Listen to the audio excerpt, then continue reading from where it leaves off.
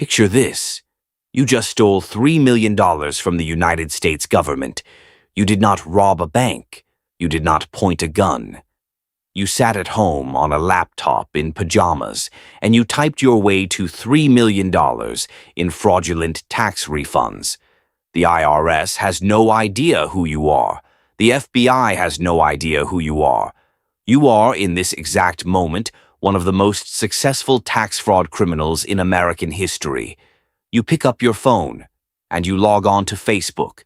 This is the true story of Rashia Wilson, a woman from Tampa, Florida, who pulled off one of the largest IRS fraud schemes in the country, and then, with absolutely no one asking, decided to introduce herself to the entire planet as, quote, the Queen of IRS tax fraud.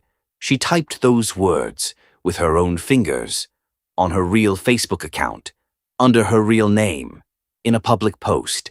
Let that settle for a moment.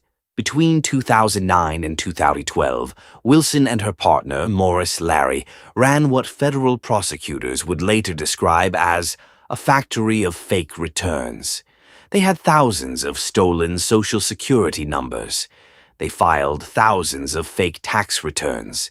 The IRS in those years had almost no verification system in place, so the refunds just came. Check after check after check, $3 million in actual losses, $11 million if she had been allowed to keep going. She bought a $90,000 Audi. In cash. She threw her 1-year-old daughter a $30,000 birthday party. She wore designer everything. She had stacks of hundreds in her house just sitting there, like a movie prop, except real. And then, instead of doing literally anything else, she made a choice. She posted a photo of herself holding the cash, with a caption that read, "I'm Rashia, the Queen of IRS tax fraud. I'm a millionaire for the record, so if you think indicting me will be easy, think again." She tagged herself. In Tampa. Now, before we make fun of Rashia Wilson, take one honest moment. Have you ever posted a photo of something nice that happened to you? A new job, a vacation, a really good meal, a new car, a promotion? Of course you have. Everyone has. There is something deeply, almost embarrassingly human about pulling off something good and immediately needing the world to see it. The brain releases the same little dopamine hit, whether you got a raise or got away with $3 million in federal fraud. The achievement does not care if it's legal. The only difference between you and Rashia Wilson is the size of the achievement and the wisdom to keep your mouth shut about it. She did not have that wisdom. She kept posting. She posted about the cars. She posted about the parties. She posted insults aimed directly at law enforcement. At one point, she wrote, "I'm not going to jail for no tax fraud. I'm not built for jail. I'm pretty and I talk too much." She was right about exactly one of those things. By the time federal agents got involved, they didn't need to do surveillance. They didn't need wiretaps. They didn't need a confidential informant. The case was already mostly assembled, for free, on her own timeline.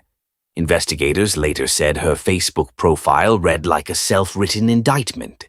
Prosecutors quite literally entered her own posts as evidence at trial. At the sentencing hearing in 2013, Judge James Moody, with the calm energy of a man who has seen humanity at its strangest, said one of the most polite courtroom roasts in modern history. He noted that she had, quote, reveled in the crime and even invited the IRS to catch her. She got 21 years in federal prison. She appealed. She got a resentencing in 2015. The judge gave her the exact same 21 years. The Facebook posts, by then, had become legendary inside federal law enforcement. The IRS overhauled its entire identity verification system, partly because of her case. There are tax professors who still teach this story today, not for the fraud, but for the bragging. But before you sit there laughing at Rashia, stop for 1 second. You have also posted something you wish people would forget. Maybe it wasn't $3 million. Maybe it was a status about a promotion, A photo of a life slightly better than the one you actually live. A 2 a.m. story you woke up at 8 a.m. and panicked over. The human brain has exactly one button when something good happens. Tell everyone. Immediately. In writing if possible. Rashia is just the extreme version of that button. The Audi was seized. The cash was forfeited. The $3 million dissolved into birthday parties and designer shoes and a $30,000 cake. The only thing that did not get taken away is the post. Somewhere on a Facebook server, that caption still exists. The IRS still has a copy.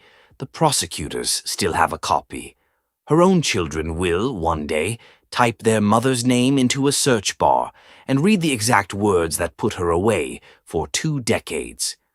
I'm Rashia, the queen of IRS tax fraud. I'm a millionaire, for the record. So the next time something good happens to you, and you feel that warm, urgent, glowing little impulse to grab your phone. Picture this. Picture a federal courtroom. Picture a judge sighing.